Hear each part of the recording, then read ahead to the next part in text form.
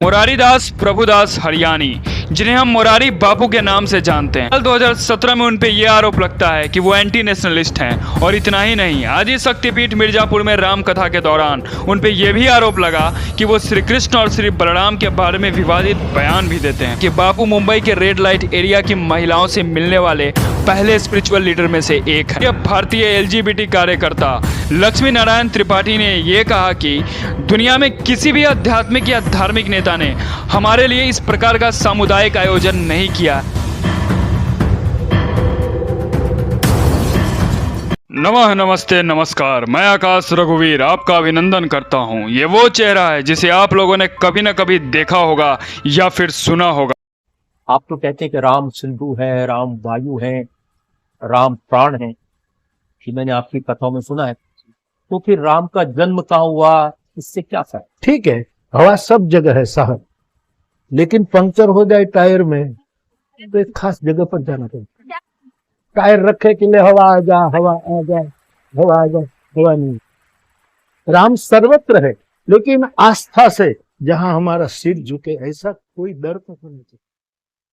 हो सकता है कुछ लोग इनके बारे में ना जानते हों, या फिर कुछ लोग बस ये जानते हों कि ये प्रभु श्री राम के कथा कहने वाले कथावाचक हैं। लेकिन इनके बारे में बस इतना बोल देना काफी नहीं होगा, क्योंकि फिर चाहे वो मुंबई का रेड लाइट एरिया हो या फिर अबू धाबी, फिर चाहे वो भारत के प्रधानमंत्री नरेंद्र मोदी हो या फिर चाहे तिब्बत के स्पिरिचुअल लीडर दलाई लामा ही क्यों ना हो, सबने इनका अभिवादन किया है और इनके व्यक्तित्व को सलाम किया है। लेकिन वो कहते हैं ना कि जिनका नाम होता है वही बदनाम भी होते हैं। अगर वो पूछ ले मुझसे कि किस बात का गम है, तो फिर किस बात का गम है, अगर वो पूछ ले मुझसे। साल 2017 में उन पे ये आरोप लगता है कि वो एंटी नेशनलिस्ट हैं। और इतना ही नहीं, आदि शक्तिपीठ मिर्जापुर में राम कथा के दौरान उन पे ये भी आरोप लगा कि वो श्री कृष्ण और श्री बलराम के बारे में विवादित बयान भी देते हैं। तो चलिए उलझे इस पहेली को सुलझाते हैं और पर्सनालिटी सीरीज के पहले पार्ट में इनके व्यक्तित्व को आपके सामने लाते हैं। मुरारीदास प्रभुदास हरियाणी, जिन्हें हम मुरारी बापू के नाम से जानते हैं, उन्होंने अभी तक 900 से अधिक राम कथा का वाचन किया है और जनता तक प्रभु श्री राम के आदर्शों और उनके जीवन से लोगों को बदलने का प्रयास किया है।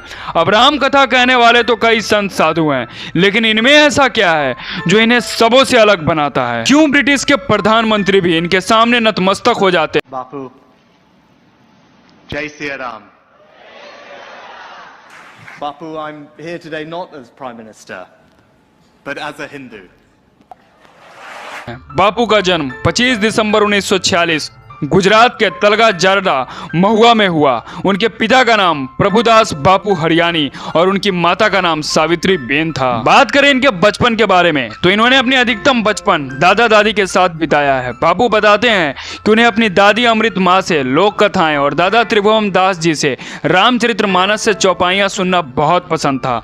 इतना ही नहीं, उनके दादा उन्हें प्रतिदिन रामचरितमानस के 5 भजन सिखाते थे, जिस कारण उन्होंने 12 वर्ष की आयु तक संपूर्ण रामायण को पढ़ लिया था। और वर्ष 1960 बापू ने 14 साल की उम्र में राम कथा का वाचन अपने जन्म स्थान तलगा जरडा स्थित राम जी के मंदिर में किया, जिसके चलते वर्ष 1976 में अफ्रीका के केनिया देश की राजधानी नैरोबी में एक व्यवस्थित राम कथा का वाचन किया। अब कुछ लोगों के मन में ये चल रहा होगा कि इन्हें बापू क्यों कहा जाता है, तो मैं आपको बता दूं कि मुरारीदास प्रभुदास हरियाणी वैष्णव बाबा साधु निर्वाक वंश से संबंधित हैं, जहां हर बच्चे को बापू कहकर पुकारा जाता है। इसी कारण उन्हें हम मुरारी बापू कहते हैं। तुम्हें पीना ही है तो मैं भी पीने की चीज हूं। पी लो, भरपूर पियो, खूब पियो, खूब जियो, खूब गाओ, विवेक बरकरार रखकर। बात करें इनके राम कथा इतिहास की, तो इन्होंने अभी तक 900 से ज्यादा राम कथा का वाचन कर दिया है। ये अपने हर राम कथा में किसी एक सूत्र को उठाते हैं और उसे रामचरितमानस से समझाने का प्रयास करते हैं। इन्होंने न सिर्फ भारत के कई राज्यों में बल्कि विभिन्न देशों में भी राम कथा का वाचन किया है। फिर चाहे अमेरिका हो, इंग्लैंड हो, ब्राजील हो, दुबई, भूटान, ऑस्ट्रेलिया, दक्षिण अफ्रीका ही क्यों ना हो। दोस्तों, इन्होंने समय समय पर विभिन्न आध्यात्मिक नेताओं से मिलकर मानवता के महान कल्याणकारी कार्यों को भी प्रोत्साहित किया है। इनके फॉलोअर्स इन्हें इतना मानते हैं कि जब कैलिफोर्निया में अपने राम कथा के दौरान इन्होंने जब अपने दर्शकों से उत्तराखंड आपदा के पीड़ितों को 10 लाख रुपए दान करने के लिए कहा, तब आप विश्वास नहीं करोगे, शाम तक दान राशि 3 करोड़ रुपयों से ज्यादा अधिक पहुंच चुकी थी, जिसके कारण इन्होंने पीड़ितों को 1-1 लाख का दान दिया। इतना ही नहीं, 2003 में बापू ने महुआ में 14वें दलाई लामा द्वारा खोले गए सिम्फोनिक सम्मेलन और विश्व धर्मों के संवाद का आयोजन भी किया। दोस्तों, इन्हें न सिर्फ हिंदू बल्कि मुस्लिम भी उतना ही प्यार करते हैं। आप यकीन नहीं करोगे, हर साल महुआ में मुस्लिम समुदाय द्वारा आयोजित प्रसिद्ध कार्यक्रम याद हुसैन, उसमें इन्हें मुख्य अतिथि के तौर पर आमंत्रित किया जाता है। और जब राम जन्मभूमि आंदोलन चल रहा था, तब ये विश्व हिंदू परिषद का समर्थन करते थे और उनके सपोर्ट में अपने राम कथा के दौरान उनका मनोबल भी बढ़ाते थे। इतना ही नहीं, 2002 में गुजरात दंगों के दौरान अहमदाबाद के मुस्लिम इलाके में शांति सभा का आयोजन भी किया था। विदेश दौरे की बात करें तो 17 सितंबर 2016 को अबू धाबी में राम कथा का वाचन किया, जिसमें इनका स्वागत करने के लिए अबू धाबी के सुल्तान मोहम्मद बिन जायद अल नहयान ने इनका भव्य स्वागत किया था। जय सिया राम।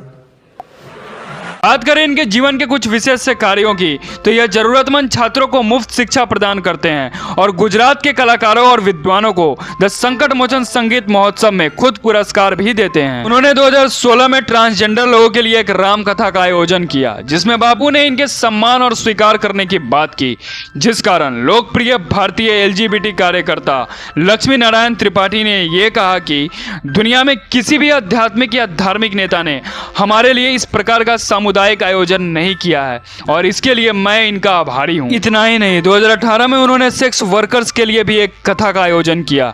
आप जानकर हैरान हो गए कि बापू मुंबई के रेड लाइट एरिया की महिलाओं से मिलने वाले पहले स्पिरिचुअल लीडर में से एक हैं। इतना ही नहीं, शिवसेना समर्थक के विरोध करने के बावजूद भी उन्होंने 26 अप्रैल 2016 को संकट मोचन मंदिर में संगीत समारोह में पाकिस्तानी गजल गायक उस्ताद गुलाम अली के प्रदर्शन का स्वागत और समर्थन भी किया। बापू के व्यक्तित्व और उनके कुछ विचारों की बात करें तो उनका राम कथा के बारे में यह कहना है कि जैसे प्रभु राम उस समय के सबरी निषादों और सुग्रीवों के लिए थे, उसी प्रकार राम कथा को समाज के वंचित, शोषित और हाशिए के तबकों के लिए सुलभ बनाना है। अपने काले लिबास के बारे में उन्होंने ये कहा है कि उनकी दादी काले कपड़े पहनती थी और भगवान का रंग भी काला है, इसीलिए मेरा लगाव काले रंग से ज्यादा है।